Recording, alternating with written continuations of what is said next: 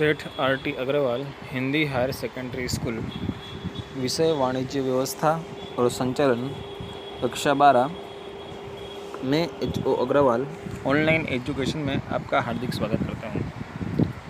दोस्तों, last video में अपने ने नियंत्रण के लक्षण देखे थे और आज अपने इस वीडियो में नियंत्रण के महत्व देखने वाले कि नियंत्रण के महत्व कौन कौन से होते हैं। बात करते हैं, महत्व की चर्चा करते हैं कि नियंत्रण संचालन का महत्वपूर्ण वैसे सोपान देखने को पड़ता है। संचालन के उद्देश्य की प्राप्ति के लिए नियंत्रण की आवश्यकता होती है। नियंत्रण के बिना औद्योगिक इकाई सारथ बिना रथ जैसी मानी जाती है। अर्थात यदि सारथी नहीं होगा रथ में तो कौन मार्गदर्शन देगा। उसी प्रकार इकाई के अंदर नियंत्रण नहीं होगा तो इकाई डगमगा जाएगी। इकाई की सभी प्रवृत्तियां निश्चित की गई योजनाओं, दी गई सूचनाओं और निर्धारित किए गए सिद्धांतों के अनुसार हो रही है या नहीं, इसकी जांच करने का कार्य नियंत्रण का होता है। वैसे नियंत्रण का मुख्य उद्देश्य भूतकाल में हो रही भूलों और कमियों को ढूंढना है और उसे पुनरावर्तन होने से रोकना है। तो इस प्रकार से नियंत्रण काफ़ी महत्वपूर्ण होता है व्यवसाय इकाई के लिए, जिसमें पहला महत्व है लक्ष्य प्राप्ति में सहायक होता है। नियंत्रण द्वारा इकाई में हुई भूलों और कमियों को खोजकर सुधारात्मक उपाय किए जाते हैं, जिस कारण योजनाओं के अनुसार सभी प्रवृत्तियां आगे बढ़ती है और लक्ष्य प्राप्त करने में सरलता प्राप्त होती है। तो इस प्रकार से उद्देश्य प्राप्ति के लिए नियंत्रण काफ़ी महत्वपूर्ण है। नियंत्रण का दूसरा महत्व है प्रवृत्तियों पर नियंत्रण करना। व्यवसाय इकाई की विविध प्रवृत्तियों और कार्य विस्तारों जैसे कि उत्पादन, विक्रय, कर्मचारी, वित्तीय गुणवत्ता आदि पर नियंत्रण किया जा सकता है। नियंत्रण करने की प्रवृत्ति किसके द्वारा संभव बनती है? तो अंकुश के द्वारा संभव बनती है। नियंत्रण का ही दूसरा नाम अंकुश भी है दोस्तों।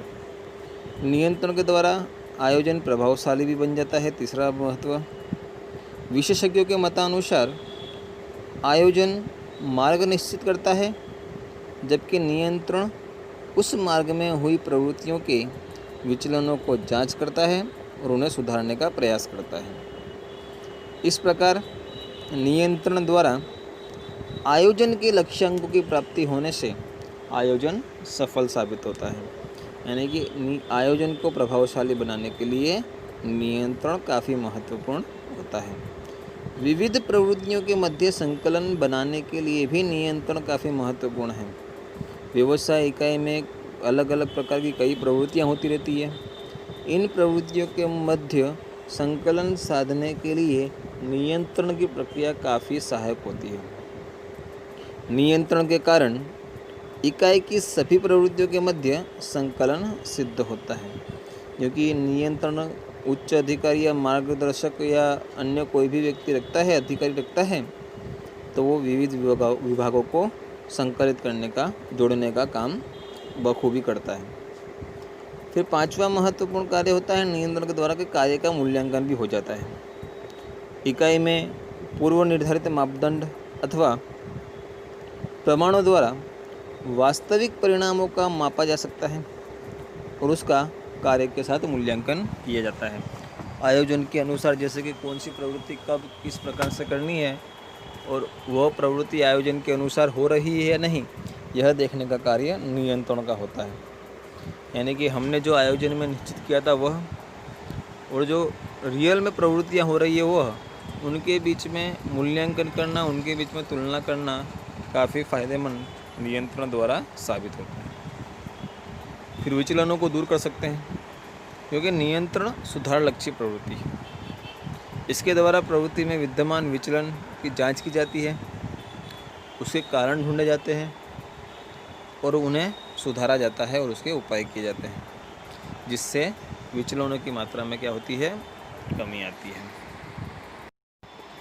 नियंत्रण का सातवां महत्वपूर्ण कार्य है कि अधिकार सौंपने के लिए आवश्यक होता है।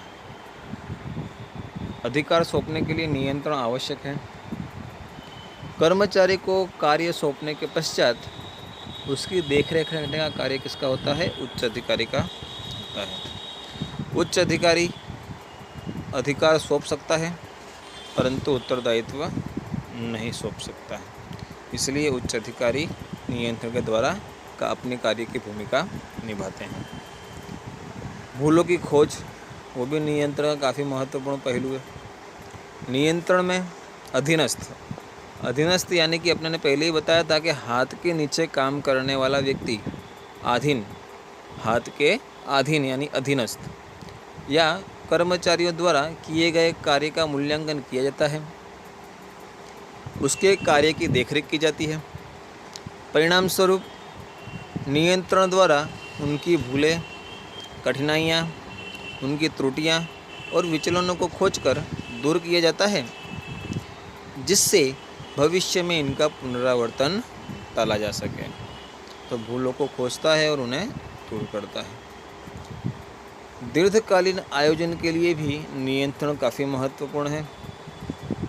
नियंत्रण की प्रक्रिया के कारण इकाई की वर्तमान प्रवृत्ति के संबंध में जो जानकारी प्राप्त होती है, उसी के आधार पर दीर्घ समय के अनुमान भी किए जा सकते हैं।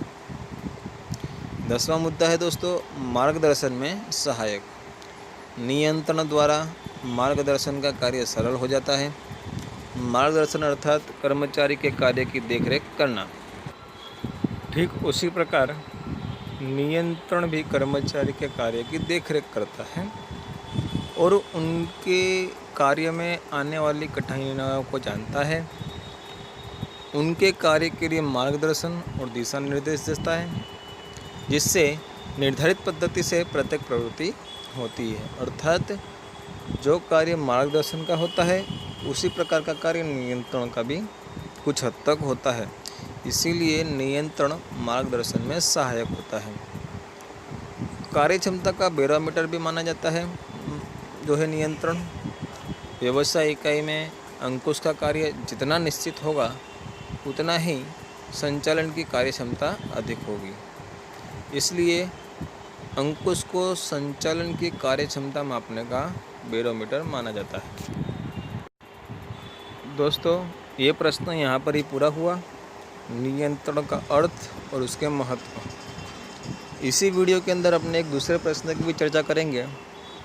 प्रश्न है, नियंत्रण और आयोजन के मध्य अंतर संबंध। तो आइए देखते हैं दूसरे प्रश्न क्या है। तो नियंत्रण और आयोजन के मध्य अंतर संबंधों को समझाइए। तो आयोजन अर्थात उद्देश्य प्राप्ति करने के लिए निर्मित किया गया बुद्धिपूर्वक सूचित कार्यक्रम। कौन सी प्रवृत्ति कब, कहाँ और किस प्रकार से होने वाली है, कौन करेगा, कब करेगा, किस प्रकार से करेगा, आदि बातों का समावेश आयोजन में होता है। आयोजन भविष्य में की जाने वाली प्रवृत्तियों के उद्देश्य को स्पष्ट करता है।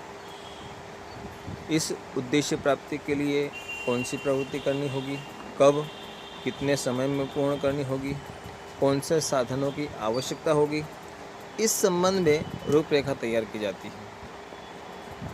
जबकि नियंत्रण व्यवसाय इकाई के आयोजन के अनुसार दी गई सूचनाओं और स्थापित माध्यमों के अनुसार कार्य हो रहा है या नहीं, उसकी जांच करता है और आने वाले विचलनों को दूर करता है और उसे सुधारात्मकता की ओर ले जाता है।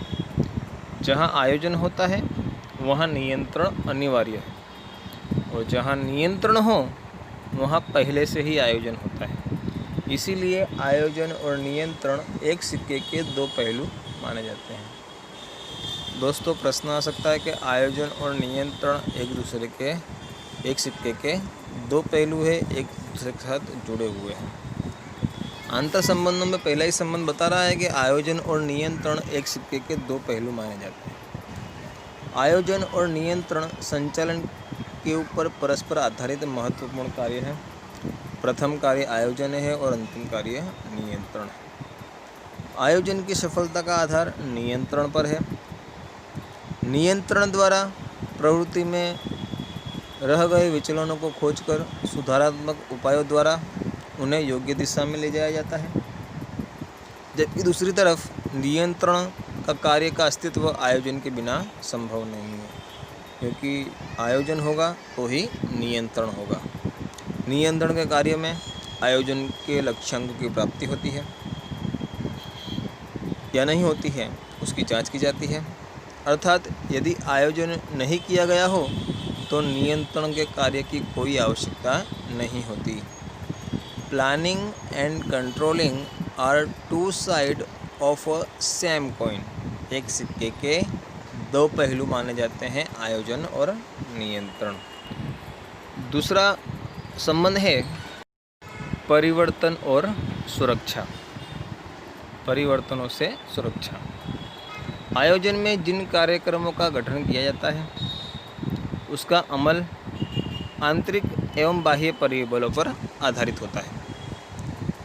आंतरिक परिबलों को नियंत्रित किया जा सकता है, जबकि बाह्य परिबल जैसे कि सरकारी नीति, प्रतिस्पर्धा, तेजी, मंदी, कच्चे माल की कमी, लोगों की रुचि, फैशन इत्यादि में नियंत्रण करना आवश्यक होता है, परंतु ये बाह्य तत्व है। बाह्य तत्वों को समझकर उसके अनुसार सुधारात्मक उपाय करके आयोजन के अनुसार कार्य हो रहा है या नहीं, यह देखने का कार्य नियंत्रण का होता है।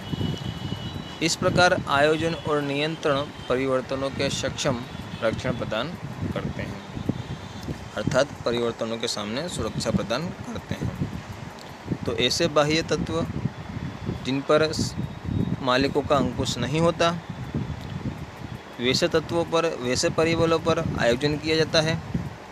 आयोजन के द्वारा नियंत्रण किया जाता है और परिवर्तनों के सामने सुरक्षा प्राप्त की जाती है। तीसरा मुद्दा है नियंत्रण के लिए आयोजन पूर्व शर्त है। ये शुरुआत से ही देखते आ रहे हैं अपने कि सर्वप्रथम आयोजन होगा, उसी के बाद नियंत्रण होगा, इसीलिए नियंत्रण के लिए आयोजन पूर्व शर्त है। व्यवसाय इकाई के लक्ष्य सिद्ध करने के लिए आयोजन को तैयार किया जाता है। योजनाओं के अनुसार प्रवृत्ति होती है या नहीं, वह देखा जाता है, जो नियंत्रण के द्वारा होता है। नियंत्रण का कार्य के परिणामों की तुलना आयोजन के मापदंडों के साथ की जाती है और विचलनों की जानकारी होने पर सुधारात्मक उपाय किए जाते हैं। इस प्रकार नियंत्रण के कार्य के लिए आयोजन पूर्व शर्त मानी जाती है। उसी प्रकार संबंधित मुद्दा है कि आयोजन नियंत्रण का जन्मदाता है। आयोजन के कारण ही नियंत्रण के कार्य का जन्म होता है। आयोजन में निश्चित की गई प्रवृत्तियों का नियंत्रण करना होता है, इसलिए आयोजन के बिना नियंत्रण का कार्य का अस्तित्व प्राप्त नहीं किया जा सकता। इस वास्तविकता को ध्यान में रखकर आयोजन को नियंत्रण के जन्मदाता के रूप में जाना जाता है। तो दोस्तों, यहाँ पर ये प्रश्न पूरा हुआ। अपने को 2 नंबर में भी प्रश्न आ सकते हैं कि आयोजन नियंत्रण का जन्मदाता है, तो अपने को ये पैराग्राफ लिखना है। नियंत्रण के लिए आयोजन पूर्व शर्त है, तो ये अपने को लिखना है। नियंत्रण और आयोजन के द्वारा परिवर्तनों में सुरक्षा किस प्रकार से प्राप्त होती है, और आयोजन और नियंत्रण एक सिक्के के 2 पहलू हैं। अलग अलग प्रकार से भी प्रश्न पूछे जा सकते हैं और साथ में ही पूछा जा सकता है कि आयोजन और नियंत्रण के बीच अंतर संबंधों की स्पष्टता करें। तो अपने को 4 मुद्दे लिखने होंगे 3 नंबर के अंदर, और थोड़ी समझ भी अपने को प्रस्तुत करनी होगी। मौलिक लिखान भी अपने लिख सकते हैं, क्योंकि संबंधित एक दूसरे से संबंधित है और एक जैसे ही अपने को दर्शित हो रहे हैं। तो दोस्तों, यहाँ पर 2 प्रश्न आज अपने ने पूरे कर लिए। एक नियंत्रण का महत्व और दूसरा आयोजन और नियंत्रण के मध्य अंतर संबंध। आज के इस वीडियो में इतना ही। नेक्स्ट वीडियो में अपने फिर से मिलेंगे। तब तक के लिए जय हिंद, जय भारत, धन्यवाद।